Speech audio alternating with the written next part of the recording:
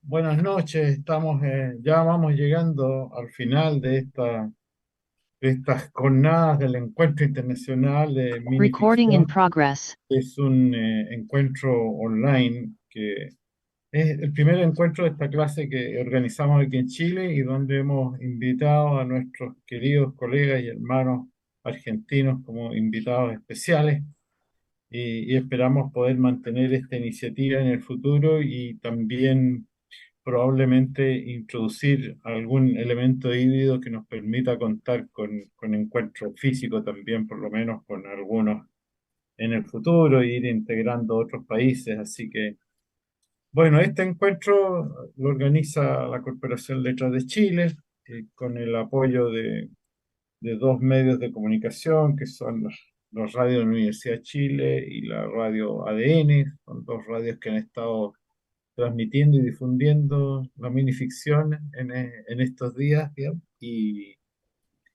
por supuesto con el auspicio del Ministerio de la Cultura, las Artes y el Patrimonio. Las dos primeras sesiones fueron el viernes 18 y el sábado 19 de agosto, y ayer viernes 25 y hoy 26 de agosto. Hemos tratado todos los temas. Recién estuvimos hace unos pocos minutos con Raúl Brasca, que estuvo eh, mostrándonos cómo ha sido la evolución de la minificción en Argentina. Estuvimos muy entretenidos y tuvimos una sesión muy activa porque la gente va haciendo preguntas por el Facebook Live que a mí me van llegando, así que es muy probable que tengamos preguntas del público, intervenciones desde el público.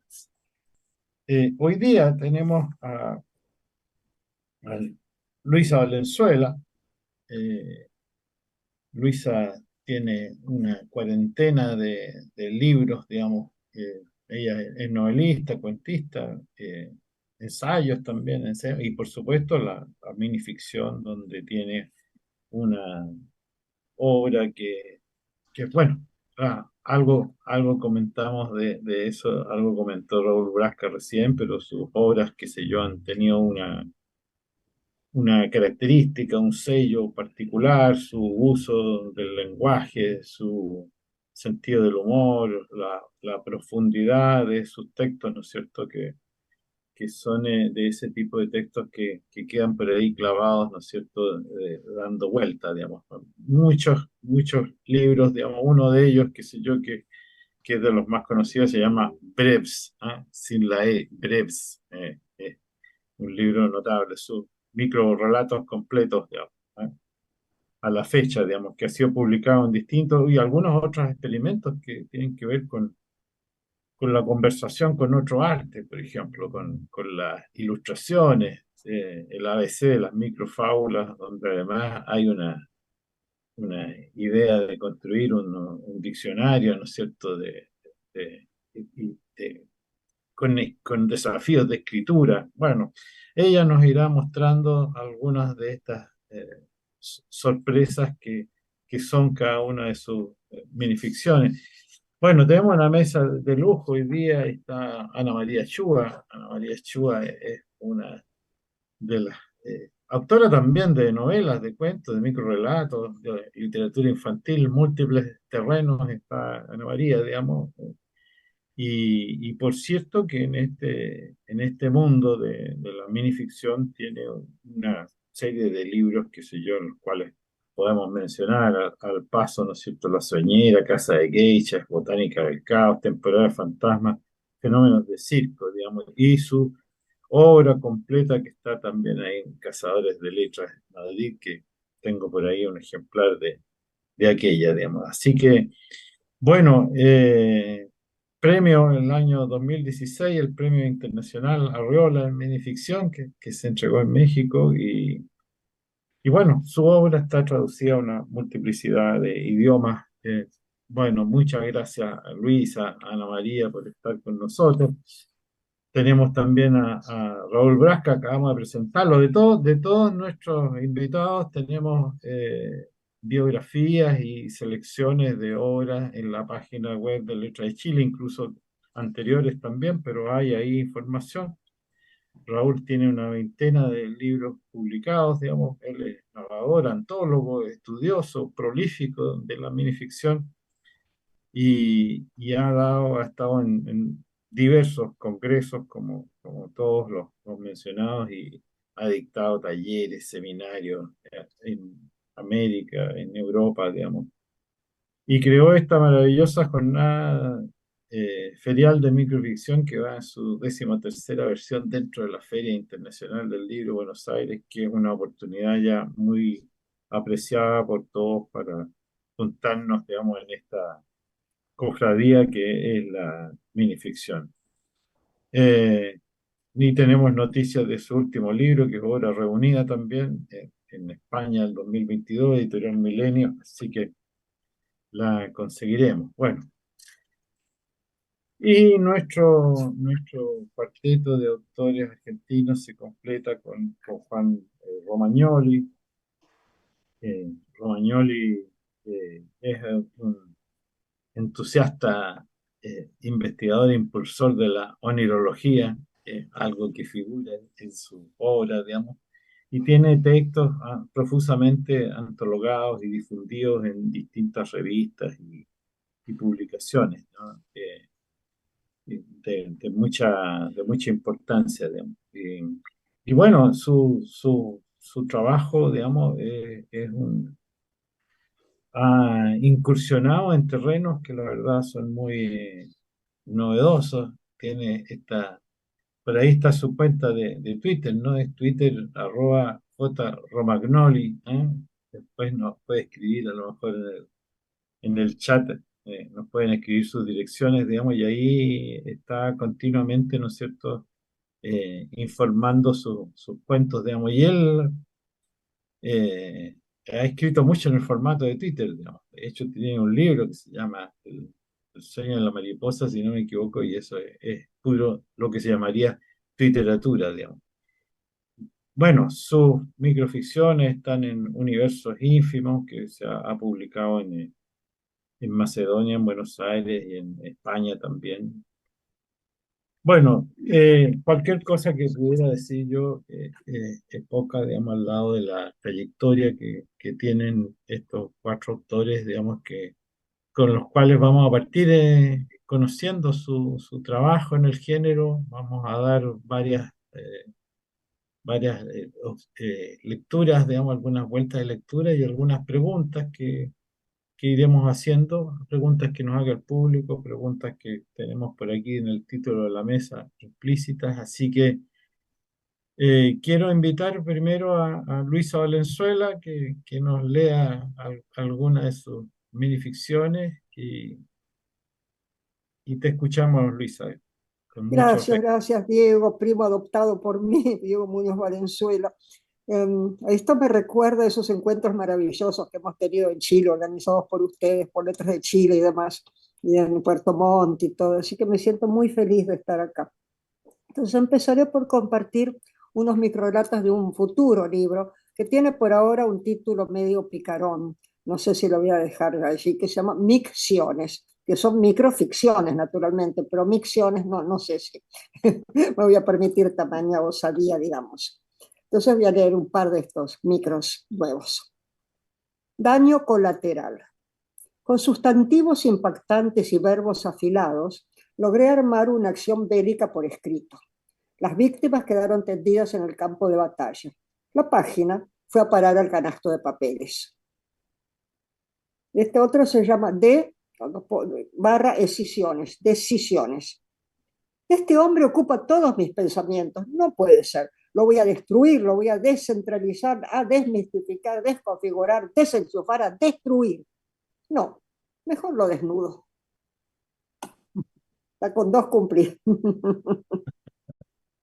Paso la antorcha olímpica a un colega acá que me sonríe, que es Raúl Braz. Bueno, bien, que lea Raúl, perfecto.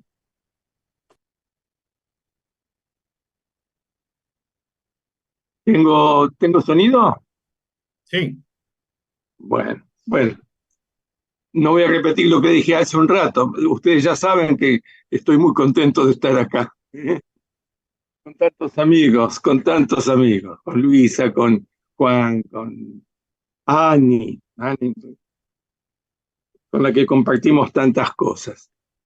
Bueno, yo voy a leer, hace un tiempo escribí unas microvisiones sobre rondas infantiles para la revista Quimera, son tres. Voy a leer esas tres. La farolera. La farolera tropezó y en la calle se cayó. Como hacía un trabajo reservado a los hombres, nadie le alzó la barrera de la Puerta del Sol. Y el coronel del que se enamoró no le hizo caso. Melancólica, distraía sus noches con cálculos mentales que estaban bien, pero que ella siempre creyó que le salieron mal, como todas las otras cosas de la vida. Mambrú.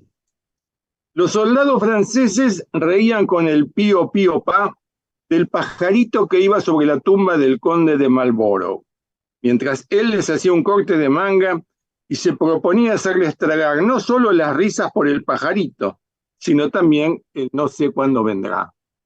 Los soldados franceses volvieron. La Inquisición, el puente, el puente de Aviñón. En el puente de Aviñón, las bailarinas, los taxistas, las lavanderas, los carpinteros, las planchadoras, los oficinistas, las cocineras, los albañiles, las costureras, los electricistas, las bordadoras, los barrenderos, todos ellos, unos con otros, hacen así. Los puentes sirven también para eso. Así me gusta a mí.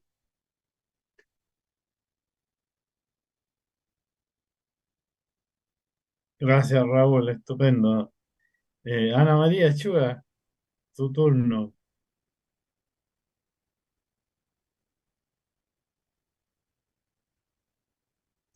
Ahora sí. Sí.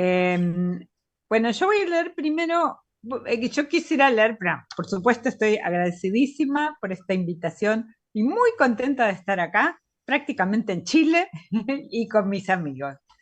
Y voy a empezar por leer un texto que tiene que ver con el tema de nuestra mesa, sobre el futuro del microrrelato. Después voy a leer de mi último libro de microrrelatos, uno más que el libro se llama La Guerra. Pero esto es el futuro del microrrelato. Un meteorito grande, veloz, inesperado, devastador, destruye el planeta Tierra convirtiéndolo en polvo cósmico. De todas las bibliotecas físicas y virtuales flotando en el espacio, varios siglos después lo descubre una nave de los Molganos, otra raza inteligente de la galaxia. Es una antología de microrrelato. Los especialistas molganos en historia y cultura terrestres llegan a la conclusión de que el microrrelato era el arte humano por excelencia, que nunca existió ningún otro. Los molganos son largueros, desarrollan tesis de miles de páginas, si sus textos pudieran medirse por páginas, para explicar por qué los habitantes de la Tierra exigían y amaban lo brevísimo por sobre todas las cosas. Llegan a la conclusión de que los seres humanos necesitaban una literatura capaz de expresar en su estructura misma, la brevedad de la vida humana. Desde entonces, para el universo, el microrrelato es la representación de todo el arte de la raza humana. Ese es el futuro del microrrelato y esa es su enorme responsabilidad. Ese o cualquier otro. No seríamos humanos si fuéramos capaces de conocer el futuro. No seríamos humanos si no intentásemos inútilmente anticiparlo. Bueno, y ahora... Qué bueno, muy apuntado al título de la mesa, además. Claro, tiene que ver con el título de la mesa. Es inédito ese. Y ahora voy a leer uno, sí, de mi último libro de microrrelatos que se llama La Guerra. Y se llama La Cruzada de los Niños. En 1212, motivados por los inspirados sermones de un niño alemán y un niño francés, 30.000 niños europeos se lanzaron a luchar contra los infieles por la restitución de Tierra Santa. Muchos días y noches de oración a las orillas del Mediterráneo no lograron que se abrieran sus aguas. Casi la mitad de los niños desertó, casi la mitad murió de hambre, enfermedades y penurias. Los 2000 restantes lograron embarcarse hacia Medio Oriente y fueron vendidos como esclavos a los turcos por los patrones de los barcos. A los analfabetos se los empleó en tareas agrícolas, en las canteras y las minas. Los que sabían leer y escribir trabajaron como traductores. A uno de ellos se atribuye la invención de este relato que la mayor parte de los historiadores consideran falso, erróneo o legendario. Gracias. Gracias, querida Ani. Y ahora es el turno de Juan Romagnoli, que tienes que activar tu micrófono, Juan. Ahí está, ¿no? Sí, perfecto, te escuchamos muy bien. Gracias. Bueno, un placer estar compartiendo esta hermosa mesa con gente tan querida y admirada. Voy a leer Renovación. En Duermevela siento una presencia extraña que sube las escaleras que dan a mi cuarto. Quedo paralizado. Me estalla la cabeza en un caos de sensaciones y pensamientos que me impiden escuchar el atronador silencio nocturno. Intento recobrar la compostura. Ya más calmo, subo el último escalón, cambio de mano el puñal y con la otra aferro el pomo de la puerta. Y voy a leer Contrahechizo. Según la mitología sirénida, los humanos son seres terrestres, descendientes de los orangutanes y primigeniamente anfibios, quizá con ancestros en común. Suelen seducir en las playas a las sirenas distraídas. Se atraen con sonidos bajos y monótonos, surgidos de sus orificios bucales, vedados al canto, y unos ojitos tristes que los vuelven particularmente atractivos para las más jóvenes. Según cierta leyenda, el único modo de contrarrestar el hechizo es anticipándose con un canto simple que los atraiga al mar, donde los sonidos graves pierden todo su poder. Gracias. Gracias, Juan. Estupendo estos minificciones. Bueno, llegan saludos muchos saludos de Santiago, que hay audiencia, y también nos dicen aquí desde Panguipulli, de la región de Los Ríos, manda saludos a todos ustedes, Lucía Orellana. Así que estamos con una audiencia que va aumentando. Quería preguntarles, qué sé yo, cómo han visto. Yo recuerdo que, bueno, a Luisa la había conocido antes, pero a Anishua, a Raúl Brasca y a Juan Romagnoli los conocí en ese encuentro que se hizo ya mítico, ¿no? Del año 2006, que fue como el primer encuentro de minificción. A propósito de lo que comentaba Raúl en su conferencia anterior también, de que uno empezó a escribir este género cuando no tenía nombre, cuando no se estudiaba, cuando uno mismo no sabía de qué se trataba, de por qué. Si yo les pregunto que hagan una panorámica, ¿no es cierto?, de estos últimos 20 años o más, digamos, cómo ha ido evolucionando, cómo lo ven ustedes, digamos, porque evidentemente Argentina es uno de los países, junto con México probablemente, donde la evolución del género ha sido más notoria y más aportativa a nivel continental. Entonces, eso, que nos puedan contar cuál es su sensación de lo que ha ocurrido. Hemos tenido una evolución, una involución, estamos mejor, hay más reconocimiento. ¿Qué ven ahí? O sea, la pregunta la hago bien abierta a quienes quieran ir contestándola.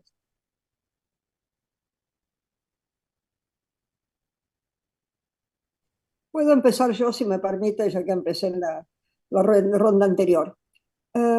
Bueno, como todos, yo descubrí gracias a Paqui Noguerol que lo que había escrito eran microrelatos, un par de cuentos muy, muy cortos, en mi primer libro del 67.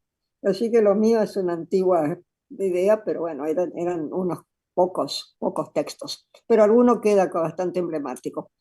Pero yo creo que después de aquel maravilloso encuentro en Buenos Aires, que es lo que nos abrió las puertas acá, que organizamos con Raúl, bueno, lo conocí a Raúl, que era el gran teórico, el que de acá junto con Luis Chitarroni, lo conocí a él y Sandra Bianchi tenía ganas de hacer algo, entonces lo incorporé a Raúl y vimos qué hacer y Sandra nos ayudó muchísimo, hizo la parte más práctica, hicimos ese encuentro en, en el Centro Cultural de España, acá, que fue fantástico porque fue, no sé si recordarás, creo que estabas ahí, estaban ustedes ahí, fue el Mundial de Fútbol y era el Mundial de la Copa con México y estaban muchos de los mexicanos porque había llegado un montón de gente espontáneamente, fue extraordinario. Nos daban dinero para dos personas que venían de España, alguna otra persona así, y logramos una cosa internacional, interamericana fantástica. Y era el partido, eso fue un hito, era el partido México-Argentina, creo. Y era un partido importantísimo, que decíamos que no iba a haber nadie, eran jornadas de todo el día, que no iba a quedar nadie. Se quedó todo el mundo firme ahí, y cuando terminó, la que era entonces directora del Centro Cultural de España dijo, microrelato 1, fútbol 0. Así que eso fue un momento, un hito en nuestra historia. Después quiero contarles, esto ya lo saben ustedes, pero quizá el público no, decididamente el público no, sobre la BIBAL, que es la biblioteca de microrelatos, microficción en realidad, porque también incorpora ensayos al respecto, que lleva mi nombre por un accidente, digamos, de desplazamiento. Yo doné toda mi colección de microrelatos que tenía un libro más o menos interamericana, porque me iban regalando en el camino, a PEN. PEN no tenía espacio, lo donó a la Biblioteca del Congreso, y la Biblioteca del Congreso de la Nación armó esta pequeña biblioteca Luisa Valenzuela de microficción, que yo con toda humildad y brevedad, por cierto, le llamé BIMBAL. Y creo que ahí hay una gestión, porque se están generando un montón de movidas desde allí, la está organizando mucho Sandra Bianchi, de maratones de lectura, de difundir el microrelato en las escuelas. Es muy interesante cómo hay una respuesta dentro de la educación con el microrelato, pues es un estímulo para que se puedan contar historias muy brevemente y que de golpe surjan piezas interesantes, ¿no? Es cierto que es bastante más complejo de contar una pequeña historia, pero de todos modos ahí se está dando mucho. Y hacen eh, clubes de lectura, mucho trabajo en Zoom, así que ha habido un movimiento muy interesante a partir de toda esta revelación de lo que es realmente el microrelato en nuestro país. Gracias, Luisa. ¿Quieres seguir tú, Juan?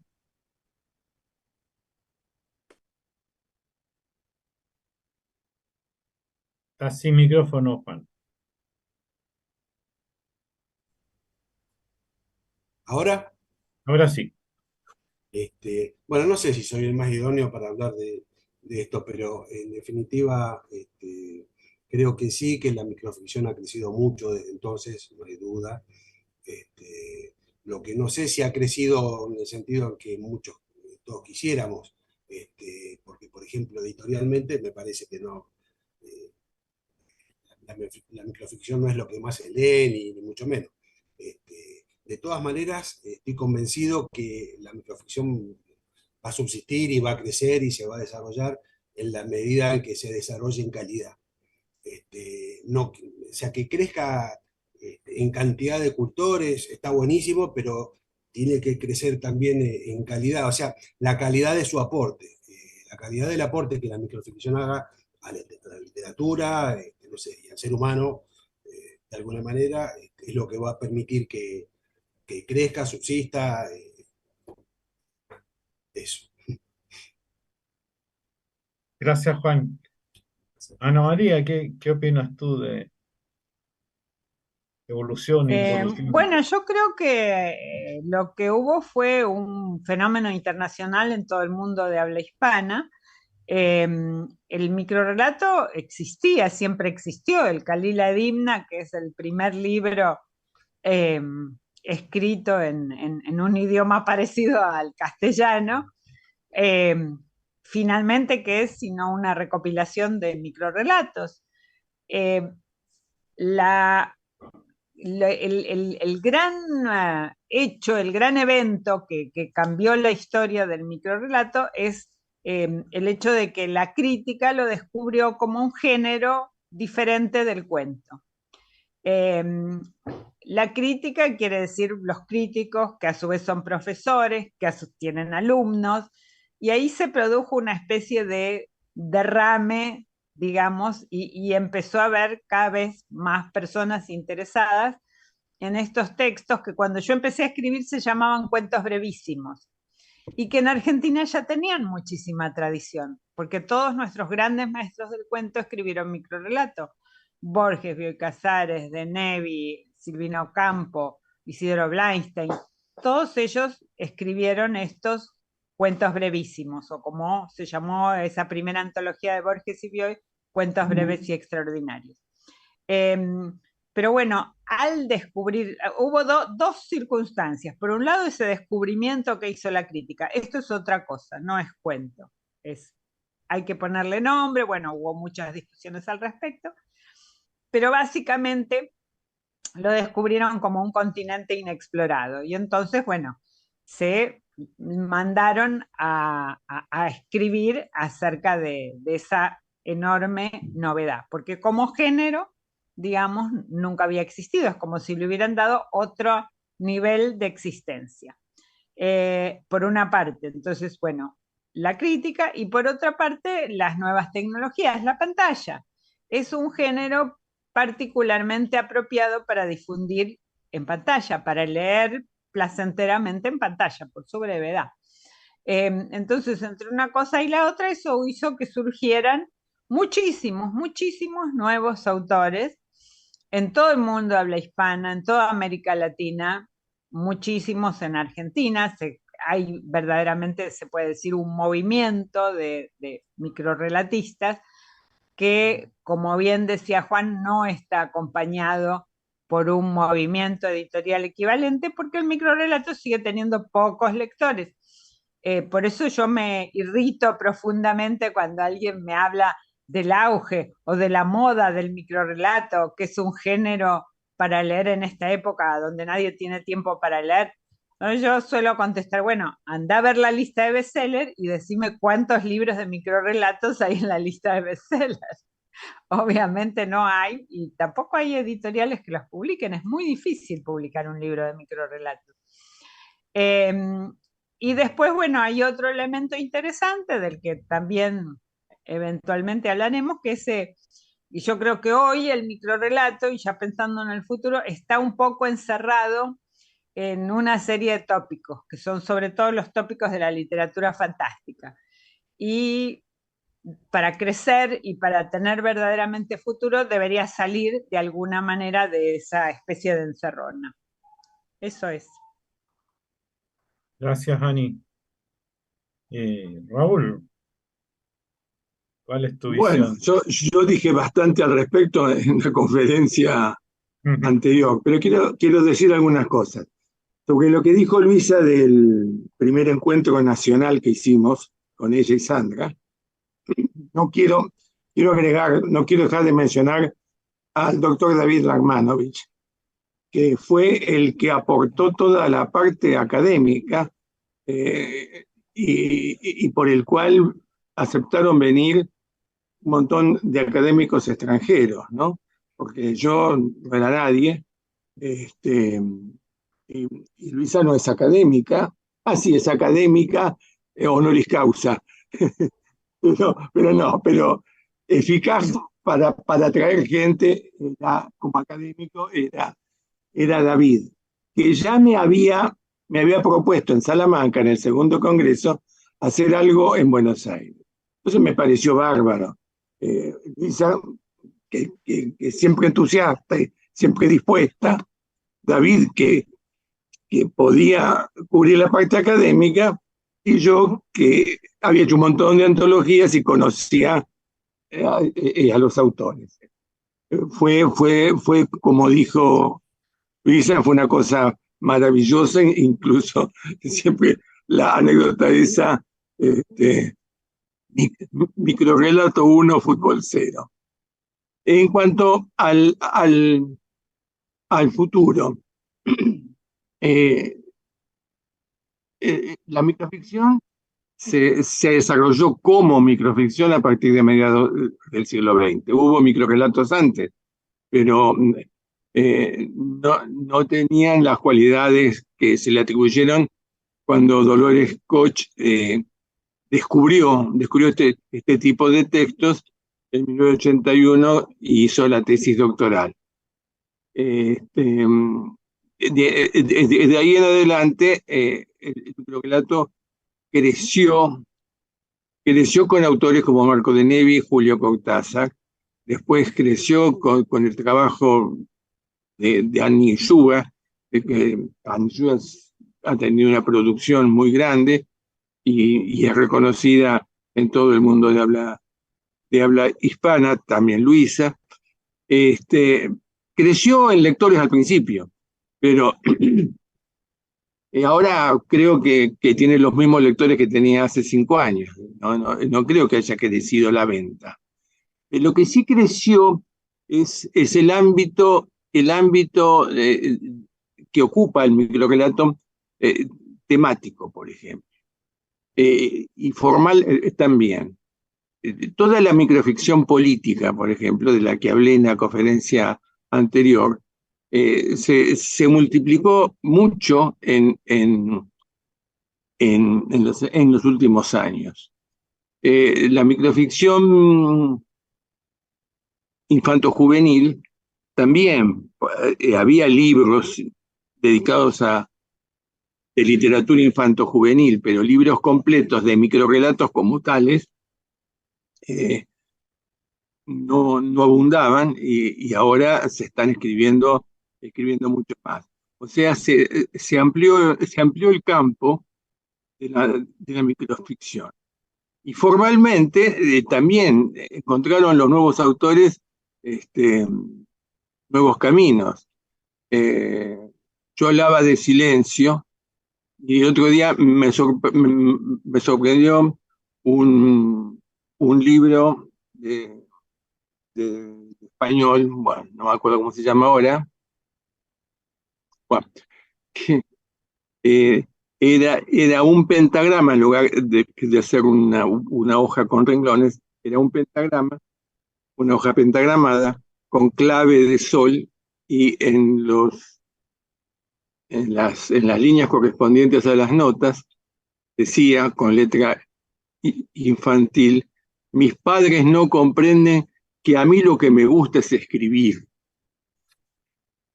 Con lo cual, producir sentido incluye poder descifrar la naturaleza del sustrato sobre el que se escribe. Obviamente los padres querían que el chico fuera músico y el chico quería ser escritor. En ese sentido, creo que está creciendo cualitativamente. En cuanto a lo editorial, bueno, en un principio despertó mucho entusiasmo porque la gente pensaba que era cortito y que por eso era fácil. Cuando empezaron a descubrir que no era tan fácil y que era más bien difícil, empezaron a dejar de interesarse tanto. Pero eso no me parece malo, me parece saludable. Con ánimo hemos tenido concursos donde hemos tenido que corregir, que leer y evaluar 1000 o más de 1000 microrelatos, de los cuales el 90% eran malos. Yo celebro eso, que haya la misma cantidad de gente, incluso que haya menos, pero que la calidad suba y que se vaya consolidando el género, que los autores tengan conciencia de género, porque antes escribían porque era cortito y creían que si era cortito era microrelato. Microrelatos que empezaban con había una vez, se empieza con había una vez, uno se dispone a escuchar una novela o un cuento, pero nunca un microrelato. Bueno, eso.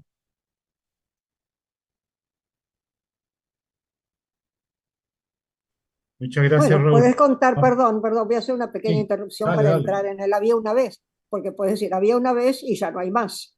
Y ahí está el microrelato. Sí. El había una vez, Ya no hay más, claro.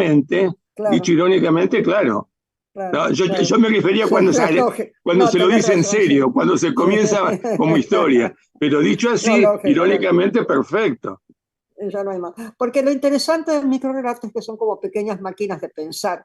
Te deja, tiene que seguir reverberando y mostrarte todas las capas de sentido que el microrelato revela. Si no, no es nada, es palabrerío. Una pequeña anécdota, cualquier estupidez que se cuenta sin sustrato de aquello que está siendo dicho a través de aquello que no aparece, ¿no? Por los silencios y eso. En fin, ustedes ya saben todo esto tanto también como yo, o quizá mejor. Sí, a propósito de eso, es como decir, esta tarde me voy a dedicar, me siento y me pongo a leer 200 microrelatos. Yo creo que me vuelvo loco, digamos. A menos que no sean buenos, ¿ah? A propósito del tema que puso Juan de... Porque si son buenos, al tercero yo estoy groggy ya completamente, porque se produce Claro, ese efecto, ¿no es cierto?, de claro. que se queda ahí atrapado, ¿no? No sé, a lo mejor podemos hablar un poco de eso. Sí, libremente, digamos. Bueno, es el del efecto dinosaurio de Tito Monterroso. Todas las páginas que reunió Lauro Zavala, es el hilito de 140 páginas por este microrelato de 9 palabras, y dice que tiene mucho más, porque todos hemos abundado al respecto, ¿no? Eso ejercita otras asociaciones. Un buen microrelato te lleva a otro lugar. Yo si me Pero vuelvan permite, de ese lugar, no se queden ahí. Está, está yo le- el famoso golpe de sentido, que yo le llamo también la teoría del clic, que son esos segundos que se necesitan después que uno lee el microrelato para aprenderlo en todo su sentido. Eh, y eso, esos instantes de reflexión producen una especie de fatiga. O sea, yo también pienso que uno no se lee un libro de microrelatos de una sentada, como no se lee un libro de poesía de una sentada. Cada poema necesita ser leído varias veces y ser pensado y necesita esos instantes de reflexión que necesitan también los microrelatos. Juan, tú ibas a decir algo. no, justamente iba a decir que Annie Yuga es la que ha hablado muchas veces del tema de que no se pueden leer. Un libro de microrelato uno no se lo puede tragar. Yo se lo he escuchado decir más de una vez a ella. Eso, porque nos dejan noqueados. O, o resulta anodino, es decir, no terminas apreciando ninguno realmente. Es que no se entiende. Yo lo que Ah, pienso es que llega un momento, uno lee 1, 2, 3, 5, 10 y después ya no entiende lo que está leyendo. sí. Necesitan un tiempo de procesamiento para poder asimilar. Uno lee dos, tres microrelatos, microficciones y las puede pensar. Yo suelo asociar el significado o la generación de sentido en el microrelato con el campanario. Yo digo que un buen microrelato es un campanario semántico. Tiene que desencadenar una cuestión de entender eh, el significado de distintas maneras, este, o, bueno, desencadenar pensamientos y cosas, reflexiones, y no se puede hacer si uno lee uno tras el otro, pim, pim, pim, aunque sean excelentes microrelatos. Es más, si son excelentes microrelatos, los leemos uno atrás del otro y los arruinamos, en definitiva. Es un desperdicio. Yo, yo opino como Juan, que debe ser un campanario. Ahora lo que sucede, vos estás como jurado de concurso y tenés microrelatos que son un campanario y se te pasan por alto, porque si tenés que leer 200 por día para llegar en tiempo a dar el dictamen, los realmente buenos, los que contienen mucho silencio, por hablar con mis términos, los que son polisémicos, los que son un campanario, como dice Juan, no se entienden de una sola leída. Hay que detenerse. Bueno, es imposible. A mí cuando alguien se va a presentar a un concurso y lo quiere ganar y me dice cómo escribir el microrelato o cuál presentar, le pongo uno que tenga el efecto lo más directo posible, porque Ah, si es uno que hay que pensar, sonamos. El jurado, por bueno que sea el jurado y por la mejor intención que tenga, no está en la capacidad de las personas leer detenidamente este, eh, eh, y cumplir con el número de microrelatos que generalmente ah. se Pero, presentan. pero ahí yo ¿Cómo? tengo una cuestión, yo tengo una objeción, o no objeción, no sería la palabra. Tengo una reflexión por lo que dijo Juan. Son resonancias. Por ahí no es lo que tenés que pensar, es lo que te resuena. Entonces, de golpe, si estás leyendo un montón, de golpe hay uno que hace clic, el clic, se ve el clic de Ana María, de Ana. Te para, ¿no? Te detiene. Y después te quedas a reflexionar. Pero ese momento de la resonancia, que algo está en otro lugar, te desplaza desde el significado directo, ¿no? Es el desplazamiento semántico, lo que de golpe te detiene y decís, esto acá hay algo. Sí, sí. Sí, Eso, Claro. yo sí. suelo comentar que estuve una vez en un concurso organizado en Uruguay, en que había que mandar, en la época en que los mensajes de texto podían tener solo 140 caracteres, Ujú. y se mandaban, lo organizó Ansel, ¿no? La Telefónica de Uruguay, y llegaron 42.000 textos. El jurado de preselección hizo una preselección muy cuidadosa y al jurado final nos llegaron solamente 6.000. Nada más. Y Sí, bueno, y había está que bien. leer esos 6.000, claro. Claro, claro. Qué Y horror. sí, Qué sí, sí, sí, era alucinante, ¿no? Qué muy, muy alucinante. difícil, muy difícil. Sí, Hay todo, que me tener un pasé todo un oficio, verano. hay que tener un oficio importante. Un Sí. olfato, ¿no? Imposible. Un olfato de golpe te Sí, enganchas. además uno tiene que saber que, bueno, hay que resignarse también, porque es cierto lo que dice Raúl, eh, que hay textos concurseros, no solo en microrelato, también hay novelas concurseras, hay cuentos Mm. concurseros, que son los que de repente despiertan a los jurados que estamos empezando a dormirnos mientras leemos y de repente viene un texto concursero y nos da una patada en la nariz y nos despierta. Y a lo mejor había otros mejores, pero no eran tan Claro. concurseros. Claro, Seguramente, como también hay textos que son ideales para leer en encuentros de microficción exacto. y otros que no. Yo Así. quisiera volver a una cosa anterior, que es la cuestión de la repercusión y la difusión de la microficción. Y yo recuerdo que en Chile había muchas editoriales de microficción que eran muy lindas. Creo que una era El Mosquito. Y no sé si Claro. siguen. Y acá está Macedonia, hay poco, ¿no? Ahora yo sé que Ramón Blanco va a hacer una colección dentro de una editorial de Correntina que se va a llamar eh, Palabras Contadas o Contadas Palabras. Todavía no está muy decidido cuál es el orden, ¿no? Yo propuse el contar palabras, pero después pienso que palabras contadas es más eficaz, porque es ese doble juego, ¿no? En la medida que hay una concientización del género como tal, me parece interesante también la cuestión de las editoriales.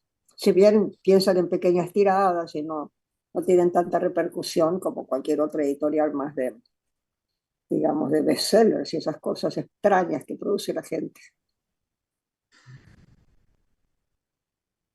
En el tema de los editoriales estuvimos conversando en la mañana Ah, y estaba presente, había dos editoriales chilenas. Mosquito, por desgracia, desapareció básicamente porque su dueño se enfermó, digamos, entonces no pudo continuar, pero hacía unas ediciones realmente preciosas, preciosas, preciosas. profesionales, Mm, maravillosas, así como una mm, especie de sobre en papel craft. mm, Entre paréntesis, mm, ahora no se encuentra el papel craft, habría que mandarlo a hacer.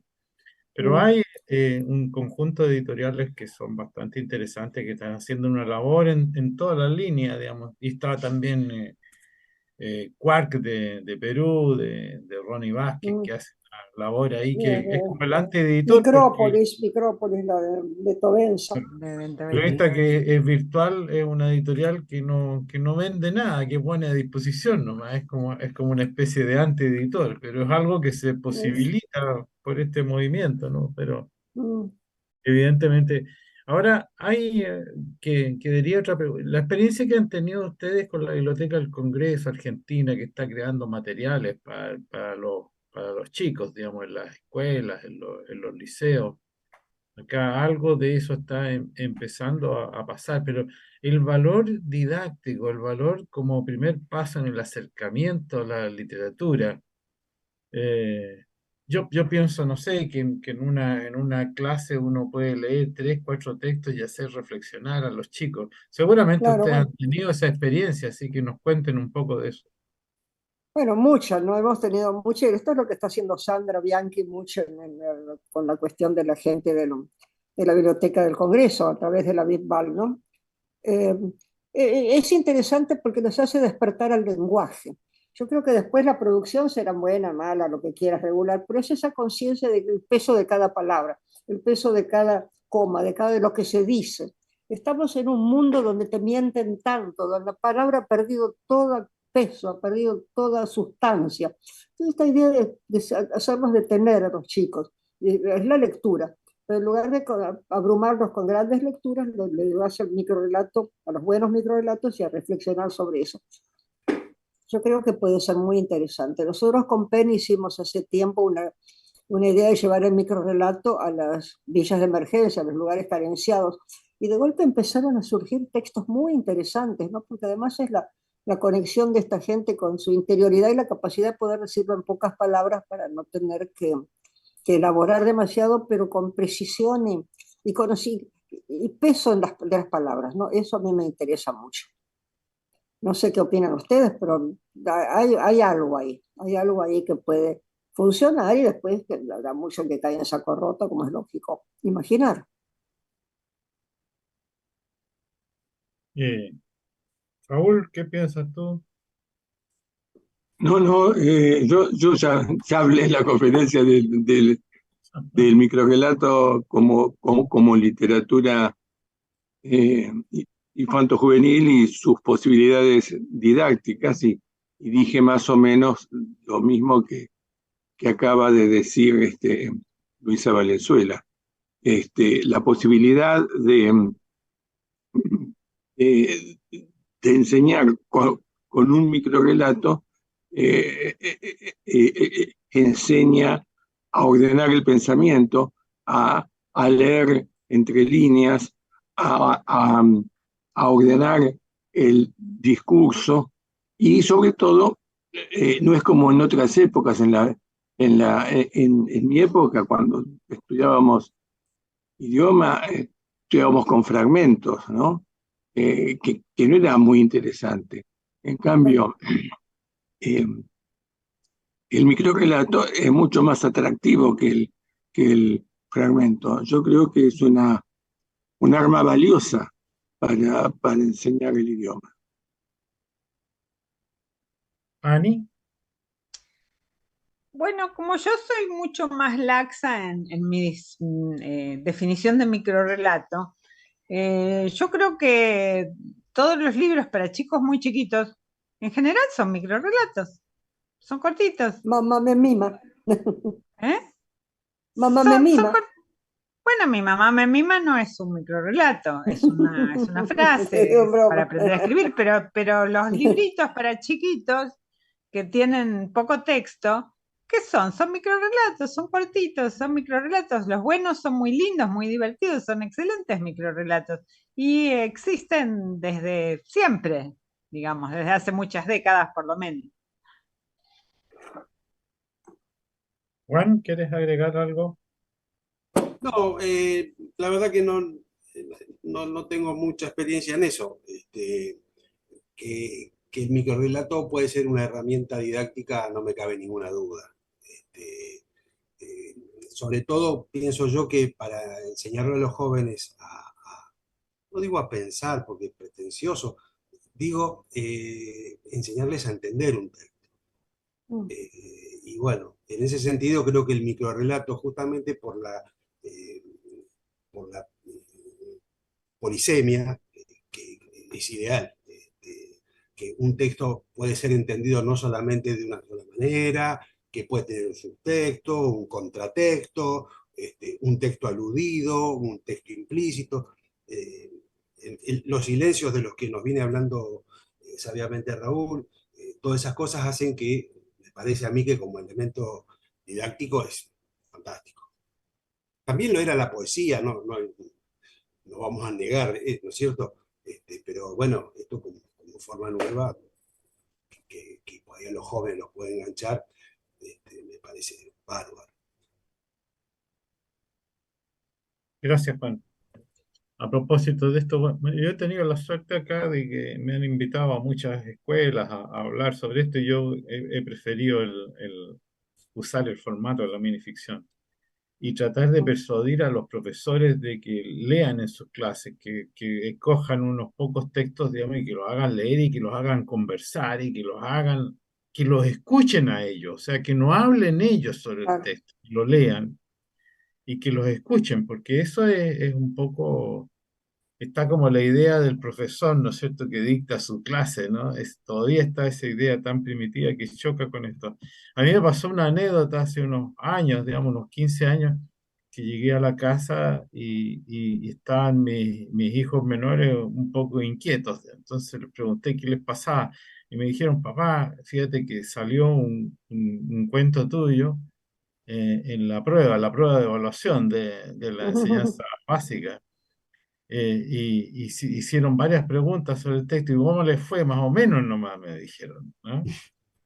Yo me demoré como 3 meses en conseguirme el facsímil de la prueba y efectivamente venía un micro relato mío, un cuento, y 6 preguntas. De esas 6 preguntas, 3 tenían este formato.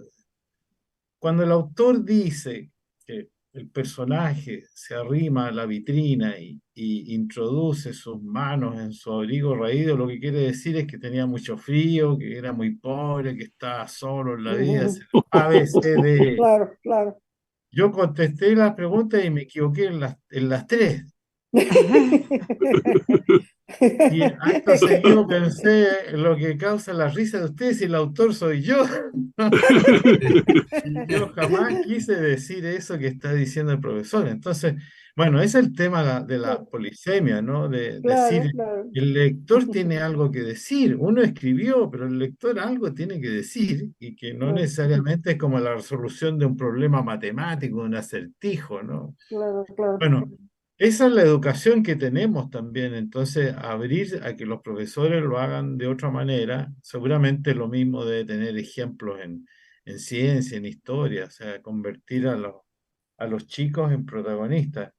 Yo la sorpresa que me llevé es que eh, motivándolos para que ellos escribieran, es que entre las escuelas más carenciadas en lo social y en lo económico y aquellas más beneficiadas, finalmente no había ninguna diferencia todavía entre los 12 años y los 17 años en la capacidad creativa de los chicos.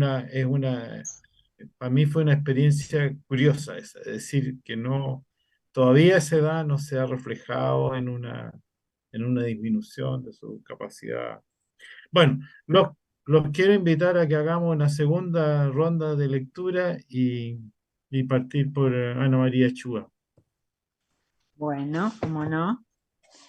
Siempre de la guerra, mi último libro de microrelatos. Este se llama La decisión de los dioses. El Ponto fue un estado persa con gran influencia helenística. Gobernado por el rey Mitrídates desde la península de Anatolia, enfrentó a Roma a lo largo de muchos años. En la tercera guerra mitridática, los ejércitos de Roma y del Ponto se enfrentaron en una llanura de Bitinia, pero la lucha se interrumpió a causa de la caída de un meteorito que aterrorizó a las tropas y fue tomado como un mal presagio por ambos bandos. Todos estaban convencidos de que sus respectivos dioses se oponían a la continuación de la batalla. En realidad, solo estábamos jugando un partido para decidir qué bando ganaría cuando se nos cayó la pelota. Los dioses del Ponto siempre habíamos insistido en que era demasiado pesada, pero los del Olimpo son tan tercos.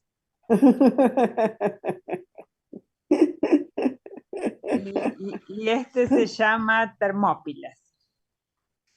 En el paso de las Termópilas, 300 espartanos, 700 tespios y 400 tebanos bloquean el paso del ejército persa. Hay pocas bajas entre los griegos y muchísimas entre los soldados de Jerjes. Gracias a su posición estratégica y su conocimiento del terreno, Leonidas y sus hombres podrían llegar a vencer en la batalla, a pesar de su inmensa inferioridad numérica. Nuestro pasado está en peligro. Es necesario intervenir. Tendrás que viajar miles de años hacia atrás. Te llamarás Efialtes. Serás un traidor.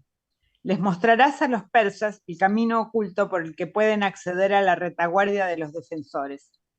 Sabiéndose condenados, Leonidas y sus 300 lucharán gloriosamente hasta el final, protegiendo la retirada del ejército griego. Para la historia de la humanidad, los éxitos son menos importantes que las muertes heroicas. Te llamarás Efialtes, te llamarás Judas. Mm, mm. Muy borgiano, Bueno, desde algún lugar. ¿qué podemos hacer? Somos Esa argentinos. traslación, qué lindo. Borges nos Mm. persigue. Nos persigue todo. Para este Por momento no decir que también, ¿no? Sí, perseguimos a Borges. Es muy lindo. Qué bueno. Bueno. Raúl, Bueno, a mí me hizo mucha gracia la anécdota tuya con tu hijo y las interpretaciones sobre tus textos que vos no compartías, por supuesto. Yo escribí hace tiempo un par de microficciones encadenadas sobre el tema de las interpretaciones, porque los críticos son propensos a inventar que tal cosa simboliza esto, que tal cosa simboliza lo otro. Entonces, escribí este texto que son dos microficciones encadenadas, ¿no? Ustedes saben, yo porque soy del campo, pero ustedes saben que si uno un melón chiquito en la planta le pone un alambre y lo ata, el melón crece y el alambre queda dentro. O sea, incorpora el alambre, como si fuera el zapallo de Macedonio, que fue incorporando, fue creciendo, creciendo, creciendo, hasta que incorporó el universo, ¿no? Bueno, pues les digo esto porque son muy de la jaula de cemento y no saben de melones. Jaula. El melón con gruesas cicatrices que abrí hoy tenía dentro una jaula de fino alambre. ¡Qué paradoja! El pequeño fruto apresado, que solo pudo crecer incorporando su propia cárcel, era, sin embargo, dulce. Exégesis. La microficción Jaula es notablemente polisémica. Entre otras, admite las siguientes interpretaciones. Los dulces suelen esconder algo. Interpretación prejuiciosa. La dulzura es independiente de la historia. Interpretación historicista. Hay jaulas internas y jaulas externas.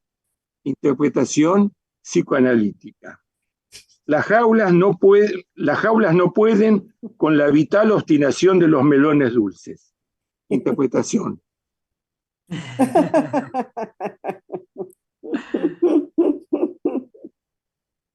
¿Y otro? sí, por favor. Sí, son muy breves, así que dale. A ver, lo tenía marcado y se me fue ahora. Bueno, entonces leo otro. Saben que fue el centenario de Augusto Monterroso, de Tito Monterroso, Y antes escribían textos a la manera de. Un autor escribía a la manera de un autor famoso anterior. Entonces yo escribí un texto a la manera un poco de Augusto Monterroso. De Augusto Monterroso en La Oveja Negra. Se llama Arenga del perro sin dueño, en el centenario de Augusto Monterroso. Hubo una vez un perro que arengaba a sus congéneres guardianes y lamedores de manos sobre la falsedad de aquello de que el perro es el mejor amigo del hombre. Con la excusa de la privilegiada amistad y cuidados de toda índole, proclamaba con ardor, los convencen que son sus iguales. Y ustedes, obnubilados, complacidos, les retribuyen con lealtad y pesados servicios que ningún humano haría. Créanme, los explotan, clamaba ante una audiencia impasible. Mostrémonos como lo que somos, plantémonos en nuestras cuatro patas, alcémonos en jauría, propuso a puro ladrido. Pero en este punto un murmullo creció hasta el estruendo. Fue un escándalo. Arreciaron los insultos.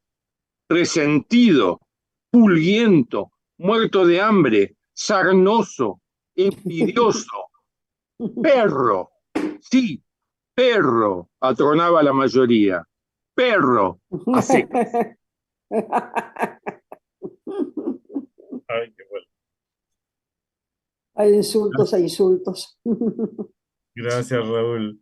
Luisa, unos textos tuyos. Yo tengo acá, yo había hecho separado un poco estos que son nuevos, pero no vienen tan en relación con los otros. Este es muy argentino, así que quizás necesito una explicación ornitológica al final, pero bueno, ustedes la deducirán. Libertad condicional. El hombre se siente treintañero, de castaña cabellera al viento, libre como un pájaro. El hombre setentón, semicalvo, está casado. Su mujer lo ama tanto que lo hace sentir joven y hermoso y libre como un pájaro. Un hornero, para ser más precisa. Del hornero, el macho hace la casa, una casita de barro, trabaja como un loco. Como pájaro es tremendo, pero le requiere una explicación extra argentina. Otro. La pregunta. Al lado de la cama tiene el baúl perfectamente compartimentado. Primero se sacó la peluca y con gran delicadeza la colocó en su lugar.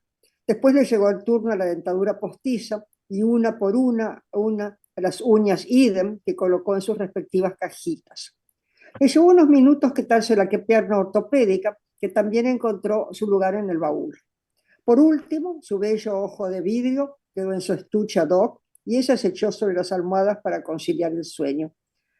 Pero en el momento de entregarse a los brazos de Morfeo surgió la pregunta: ¿cuál de las dos se duerme? ¿Ella en la cama o ella en el baúl? La respuesta le llegó a la mañana siguiente, cuando encontró la del baúl hecho un desparramo. Reaccionen, chicos. Bien, Luisa.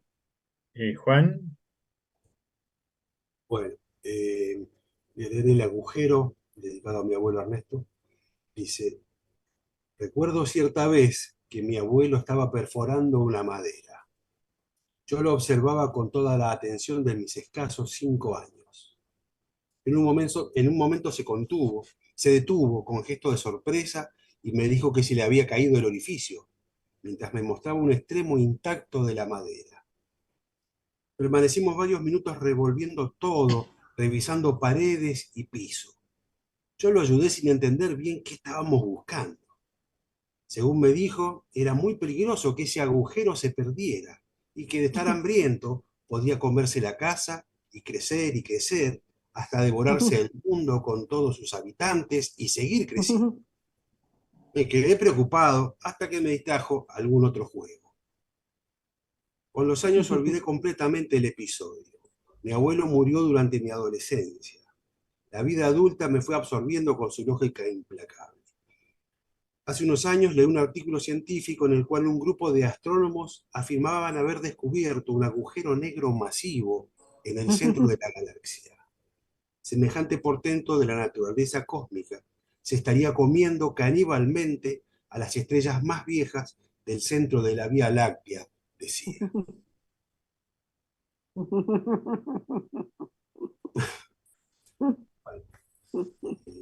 Desierto. El desierto que habito es tan extenso como la distancia que mis pasos puedan salvar. Si me quedo quieto, muy quieto, el desierto se ciñe a mi contorno y apenas me da sustento. Con dar un solo paso podría estar fuera. Es una estrategia engañosa. En verdad no depende de mí. El verdadero desierto es aquel cuya salida se llega por el camino más largo. En otros términos, todo es mera apariencia. No hay desierto realmente y no hay pasos. Yo mismo me siento irreal tantas veces. Pero eso nada cambia. El desierto que habito es tan extenso como la distancia que mis pasos puedan salvar. Mm, Gracias. Muy lindo. filosófico.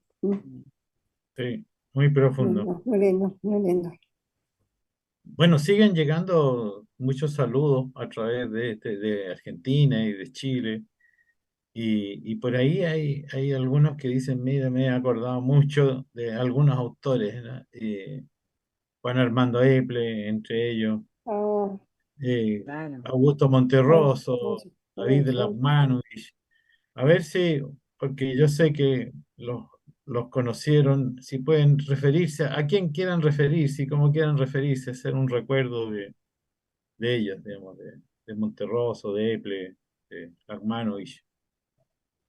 Así micrófono abierto. Hermanovich tenía también esta cosa maravillosa que pues, editaba un librito por año con de su propio bolsillo para regalar a los amigos. Tenía una cosa muy generosa de distribución del microrelato. Eran libritos preciosos, el de las hormigas recuerdo muy particularmente.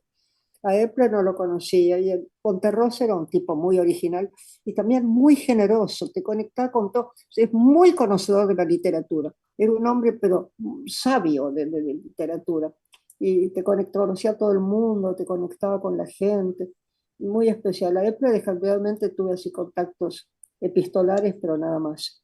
Pero Yo tipos lo, fantásticos, ¿no? La gente que abunda en el microrelato tiene un espíritu muy particular. Una cosa que quiero señalar que siempre me llamó la atención.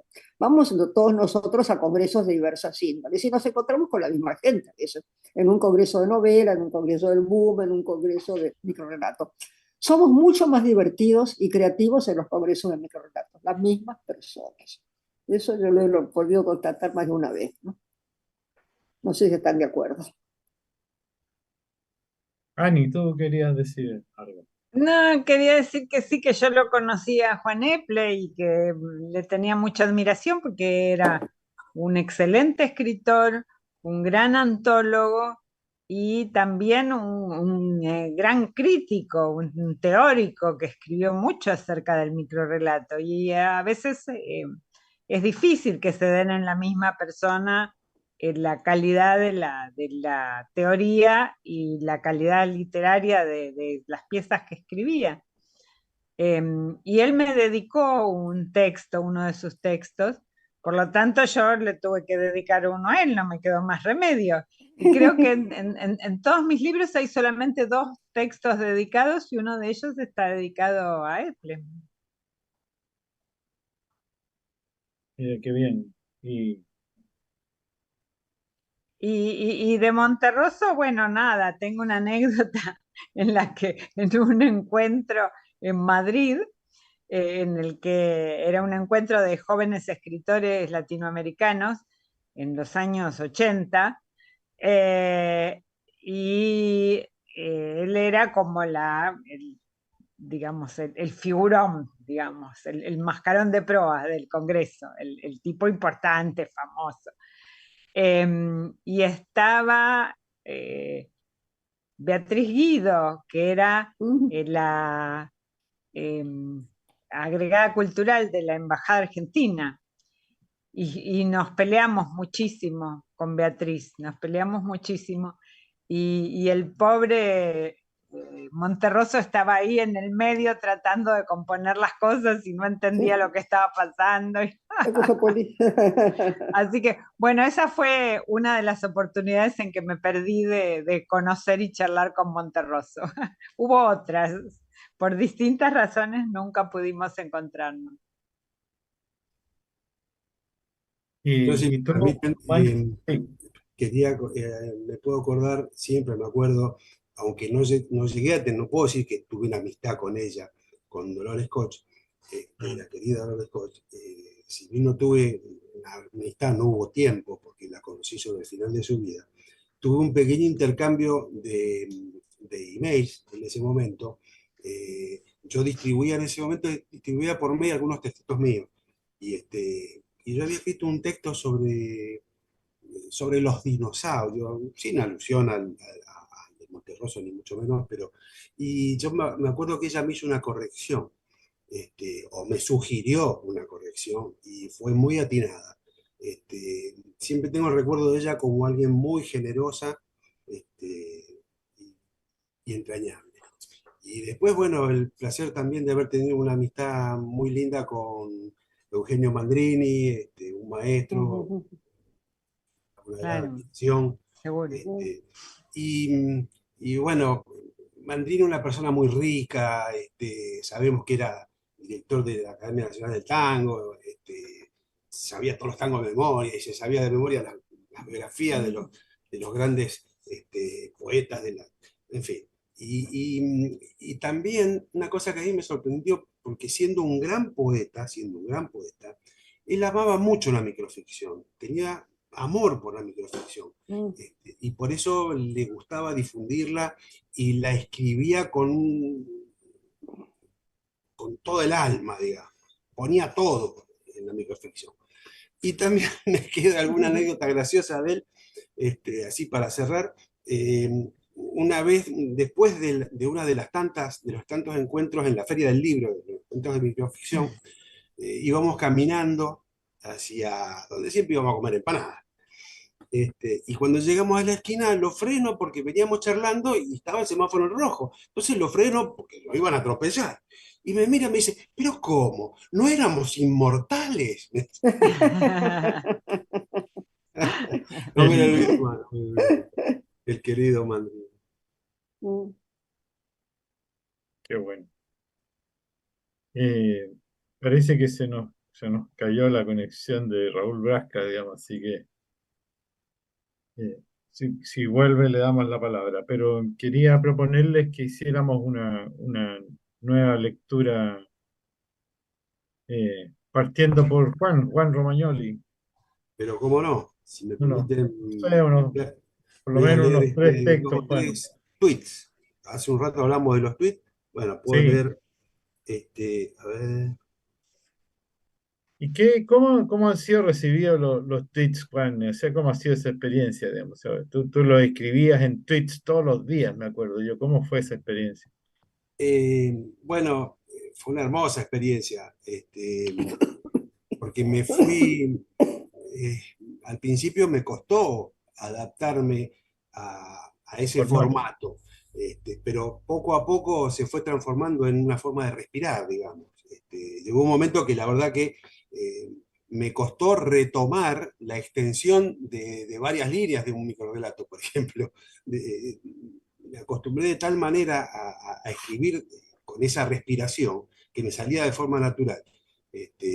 Finalmente, bueno, me dio un poder de síntesis, por decirlo de alguna manera, que la verdad que era difícil, que no tenía. El hecho es que, bueno, me acostumbré tanto que llegó un momento que dije, bueno, esto de acá voy a sacar algo, voy a publicarlo y cerré la cuenta y ya basta. Se terminaron los tweets porque eran como muy absorbentes también. Y yo quería seguir escribiendo microficción. No es que los tweets no lo sean, pueden serlo perfectamente, pero yo quería volver a mi vieja extensión de microficción porque me permite decir otras cosas. Este, el tweet, como cualquier forma expresiva, me llevaron a decir cosas que de otra manera no las hubiera podido decir, bueno, a mí me resultaban muy interesantes. valiosa. A ver, acá tengo algunos sobre sirenas.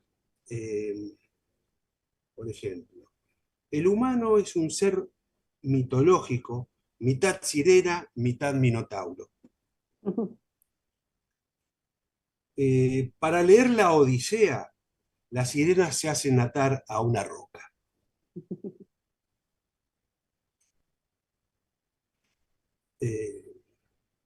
Las amazonas fueron la evolución natural de la cruza entre centauros y sirenas.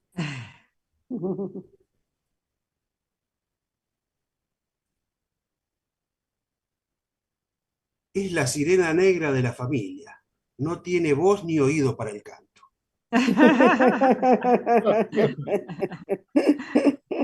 Algunas sirenas sostienen que el hombre es un mito.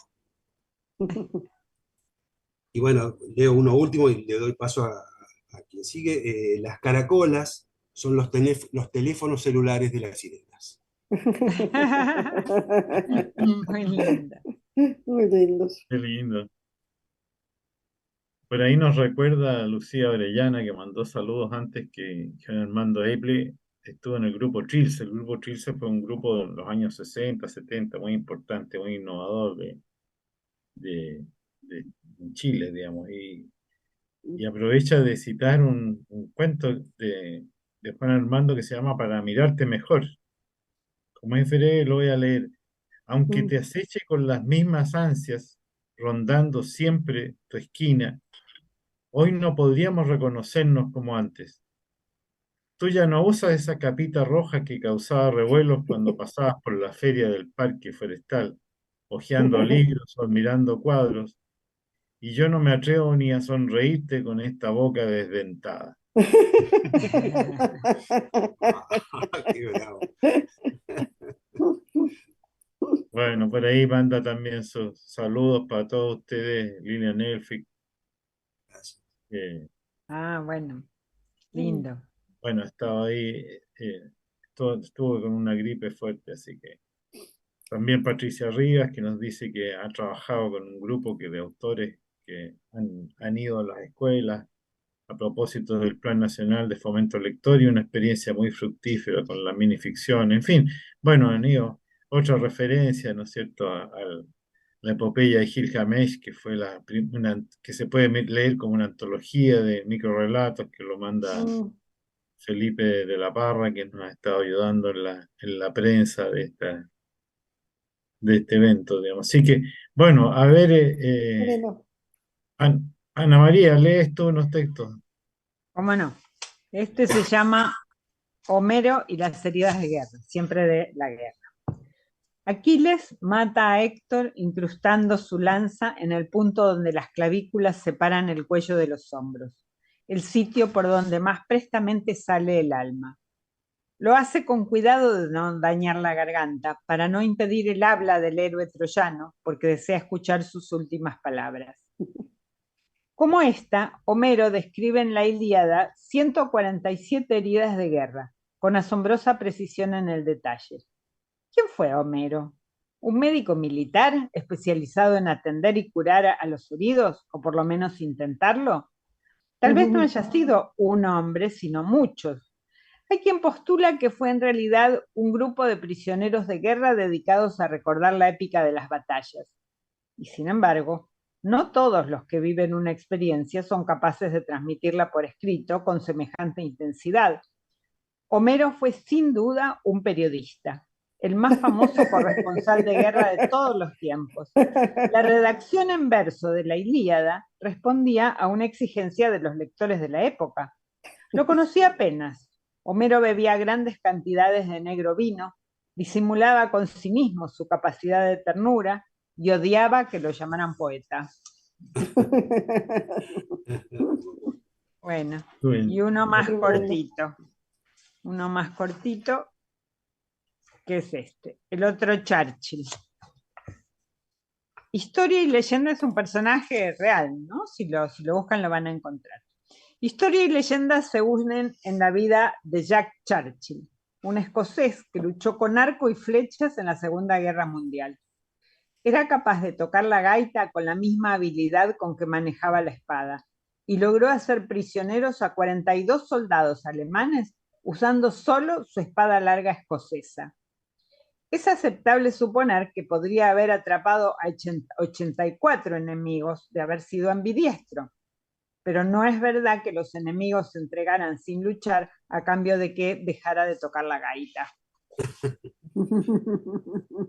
Maravilloso. Muchas gracias, Ani. Al contrario. Y volvió Raúl. Raúl volvió. Se me fue internet, tuve que reiniciar la máquina, todo. Bueno, Puede pasar, puede mira, pasar. estamos en una ronda de lectura, así que justo volviste para tu turno, Raúl. Muy Volví oportuno. para mi turno. Muy bien. ¿Cuántos son? ¿Uno o dos? No, pueden ser tres tranquilamente. Bueno, Tenemos entonces vamos a buscar entre los marcados.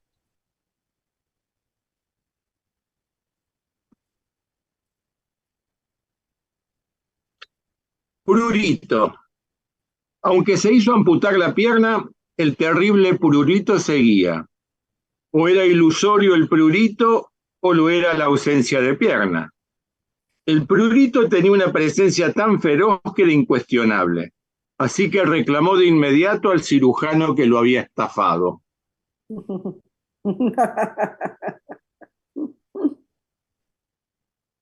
El pozo. Hacía 3 minutos que cavaba en la arena cuando el pozo le tragó la palita. Desconcertado, el chico miró a la madre. La mujer lo vio hundirse, corrió, alcanzó a tomarle las manos aterrada y se hundió con él. Los otros bañistas aún no habían reaccionado y el pozo ya devoraba una sombrilla. Se miraron con estupor. Vieron que ellos mismos convergían hacia allí, por un instinto soterrado desde siempre que se acababa de revelar, intuyeron que no podían salvarse. Era tan natural como el ocaso. El mundo se revertía. Muchos trataron de huir despacio, con la misma aprehensión sin esperanza de los animales que buscan esconderse de la tormenta. Perdón. Pero la arena se deslizaba más rápido y todos terminaron cayendo mansamente. A su turno, se derrumbaron en el pozo casas, ciudades, montañas. Del mismo modo que la mano invisible da vuelta a la manga de una camisa, una fuerza poderosa arrastraba hacia el centro, hacia adentro la piel del mundo poniéndolo del revés. Y cuando los últimos retazos desflecados de mares y tierras fueron engullidos, el pozo se consumió a sí mismo. No dejó siquiera un hueco fugaz en el espacio. Tan solo quedó el vacío, homogéneo y silencioso, la inapelable evidencia de que el mundo había sido el revés de la nada. Qué lindo. Qué buen final, Qué qué buen Qué final. buena idea. Qué buen Claro. final. Qué buen Muy final. ¿Más? Uno, sí, léenos otro, por favor. Bueno.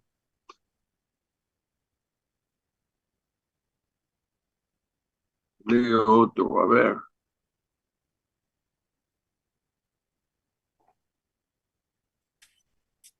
Telequinesia. Habrá que creer o reventar, le dijo el hombre que salía de la habitación cuando él entraba. Él terminó de entrar. La mujer esperó que se sentara, cerró los ojos y con voz cavernosa llevó a la mesa provenzal que estaba en el primer piso. Moviendo ágilmente las patas, como un perfecto cuadrúpedo amaestrado, la mesa bajó por la escalera. «Esto es increíble», exclamó él, y antes de que pudiera explicarse mejor, reventó. Ay, qué triste. Quiera creer o reventar. Bueno, qué excelente ronda de lectura. Falta Ya Luisa, vamos, falta Luisa. Falta Luisa, sí, no, falta Luisa, Se ¿cierto? olvidan de mí, Claro, pero como va a ir por orden alfabético, pienso, entonces la B. El claro. ABC. Bueno, yo Escuchemos, Luis. saqué algunos de antes porque, bueno, viene uno no trágico y después otro que tiene que ver con el microrrelato, nuestros encuentros. Puerta. Abrí la puerta de calle y me enfrenté a tres desconocidos. Uno de ellos dio un paso delante. Hice esfuerzos esperados para cerrar la puerta en las narices, pero era inútil. Desperté. Acá terminaría el cuento si de cancelar el miedo se tratara, pero siendo sueño y vigilia dos estados incompatibles, vaya uno a saber cómo continúa aquello que creíamos interrumpido abriendo los ojos. Y ahora me pregunto, ¿quién ha logrado colarse en esta casa mía, que es mi mente? Hoy me siento otra. Mm. Este es el del encuentro, uno clásico del encuentro, un viejo encuentro en Neuchâtel que tuvimos, que estaban ustedes, creo Ah, que Ani estaba y sí, todo, este sí, viejo encuentro en yo Neuchâtel. estaba, sí. Yo no. Bueno, esto es para recordar esos buenos momentos. Contaminación semántica. La vida transcurría plácida y serena en la bella ciudad de provincia sobre el lago. A pie o en coche, en ómnibus o en funicular, sus habitantes se trasladaban de las zonas altas a las bajas o viceversa, sin alterar por eso ni la moral ni las buenas costumbres. Hasta que llegaron los hispanistas y subvirtieron el orden de los vocablos. Y decretaron, porque sí, porque se les dio la gana, que la palabra funicular como sustantivo vaya y pase, pero en calidad de verbo se hacía mucho más interesante. Desde ese momento, el alegre grupo de hispanistas microlatistas y sus colegas funicularon para arriba, funicularon para abajo, y hasta hubo quien funiculó por primera vez en su vida. Y esa misma noche, estoy segura, muchos de nosotros funicularemos juntos. Y la ciudad nunca más volverá a ser la misma. Eso es dedicado a los Lindísimo. encuentros de microrelatos, ¿no? Cada cosa Sí. en su lugar. Hay dramas más aterradores que otros. El de Pedro, por ejemplo, que por culpa de su pésima memoria, cada tanto optaba por guardar silencio y después se veía en la obligación de hablar y hablar y hablar hasta agotarse, porque el silencio no podía recordar dónde lo había metido. Muy lindo. Gracias, gracias. Y entonces Qué uno que voy a bueno. dedicar, un último que voy a dedicar entonces a Ani, porque así verbalmente, porque ella no dedica a nadie, yo tampoco me voy a meter en eso. Um, pero recordando tu serie del circo, ¿no? Que era tan linda. Ah. El mayor peligro. En el circo más de una vez le advirtieron al equilibrista tan temerario, el que usa las antorchas ardientes en su prueba sin red, que se cuide, que se cuide. Está jugando con fuego, le insistieron sus compañeras, pero como es lógico, él no los escuchó. Y se casó nomás con la Cuillère. Así le fue. Bueno, Bueno, Estupendo. ya. Oye, bueno, va quedándonos nada más que tiempo para darle las gracias y pedirles una última lectura de uno de los breves que tengan ahí a mano. yo Para que- tengo, me tengo que disculpar, pero se me transforma la carroza en calabaza. Ah, Así que me despido. Muchísimas bueno. gracias por esta Chao, Ani, invitación y gracias. No, Ani, gracias un a placer, un todos. placer. Y Ani, Qué lindo encantada de estar con verlos. vos. Chao. Chao, Chau, chao. chau. Está bien. bueno, a ver, Juan, una última lectura. Bueno, leo un tuit sobre el tema onírico. Freud le hubiese dicho a Chuang Tzu que su sueño de la mariposa representa un deseo sexual reprimido hacia su madre. Buenísimo, Juan, gracias. Sí, Gracias a ustedes. Gracias. nos dejaste ahí pensando, ¿no? Y sí. Ya nunca más veré las cosas como las veía hasta hoy. Mariposas. Oye, Luisa, Bueno, yo tengo acá unas pulcas de mis sorpresas zoológicas. Es bien. un cambio del microrelato propiamente dicho. Número 20. La madre del borrego tan buscada será la oveja negra malhadada. Siempre musa la musaraña, porque lo que es arañar no araña. Está contrita la monachita. Tarzán de traje es para ella un ultraje. Hay mucho más, pero no los voy a agobiar con eso. Gracias, Luisa. Raúl, Bueno, este lo he leído mucho. Confío que en Chile no lo hayan escuchado porque está lejos y hay una cordillera de por medio. Ordenandes, ordenandes. Este, pero bueno, a mí me gusta y normalmente a la gente también, así que lo voy a leer. Son otra vez dos micros encadenadas. Se llama Amor. En la primera micro habla él y en la segunda micro habla ella. ¿Eh? Son los narradores. Amor. Uno. A ella le gusta el amor. A mí no. A mí me gusta ella, incluido, claro está, su gusto por el amor. Yo no le doy amor, le doy pasión envuelta en palabras, muchas palabras. Ella se engaña, cree que es amor y le gusta. Ama al impostor que hay en mí. Yo no la amo y no me engaño con apariencias, no la amo a ella. Lo nuestro es algo muy corriente. Dos que perseveran juntos por obra de un sentimiento equívoco y de otro equivocado. Somos felices. Dos. Dos. Pretende que yo estoy enamorada del amor y que a él solo le interesa el sexo. Dejo que lo crea. Cuando su cuerpo me estremece, lo atribuye a sus muchas palabras. Cuando mi cuerpo lo estremece, lo atribuye a su propio ardor. Pero me ama, y no lo saco de su engaño porque lo amo. Sé muy bien que seremos felices lo que dure su fe en que no nos amamos. Está muy bueno, muy bueno. oye, muchas gracias, Juan, Luisa, Raúl, Ani, que tuvo que irse Gracias a vos, Diego. poco antes. Realmente ha sido notable este encuentro.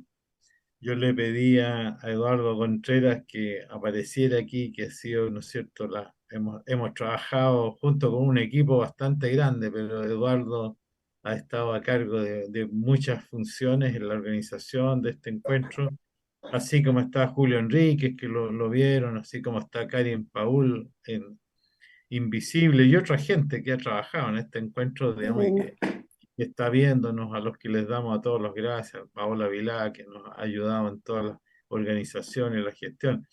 Así que bueno, yo creo que ha sido una experiencia increíble, seguramente aprenderemos de ella para mejorarla, pero también para continuarla y ver cómo, y en eso estamos, que podamos tener algún encuentro más híbrido en el futuro, ya que nos hemos empezado a reunir físicamente de nuevo, pero que podamos combinar esta capacidad de llegar a mucha gente. Yo les cuento que hemos tenido varios miles de visitas en el encuentro y que este material va a quedar todo en la página de Letras de Chile, en el canal YouTube, en el Facebook Live, queda ahí y todo lo que se hizo, digamos, en materia de recolección de información, ahí va a permanecer y quedar a disposición de todo el mundo. Así que eso, le voy a pasar la palabra a Eduardo Contreras y les mando un afectuoso abrazo, esperando verlos muy pronto. Gracias, Gracias, Diego. Diego. Un Un abrazo para vos. abrazo Gracias, también Diego. muy, Gracias muy a fuerte para vos. Letras. Gracias por todo. Muchas Gracias, gracias, Diego, y a Diego. Letras de Chile y a todos. Maravilloso, y a todos ustedes. Lindo Oye, un gusto encontrarnos. estar cerrando. Gracias a los colegas, en particular a los de Argentina, país invitado. Ha sido un gusto conocerle y compartir con ustedes. Y no solo de Argentina, tuvimos también de presencia de Perú, México, Ecuador, China. Quiero agregar a los agradecimientos de Diego, que mencionó a Julio Enríquez, que ha estado ahí al pie del cañón todo el rato, Karin Paul, Juan Carlos Castro, y desde luego agradecer al Ministerio de la Cultura, las Artes y el Patrimonio por financiar este evento y a nuestros auspiciadores, Radio Universidad de Chile, Radio ADN. Siento que hemos cumplido con creces los objetivos que teníamos de hermanar escritores de distintas partes de América Latina y además difundir estas creaciones hacia un público amplio. Hemos tenido muchas visitas en el Facebook Live Así que por mi parte, pura alegría, puro agradecimiento. Bueno, y esperamos repetirlo. Un abrazo. Gracias. Gracias, Eduardo. Muchas gracias, muchas gracias. Aplausos. Bueno, ahí, muy bien. A la próxima. Santiago será el epicentro de los microficcionistas de Latinoamérica. Escritores de Argentina y Chile encabezarán en agosto de 2023 la jornada internacional, con invitados de Colombia, México,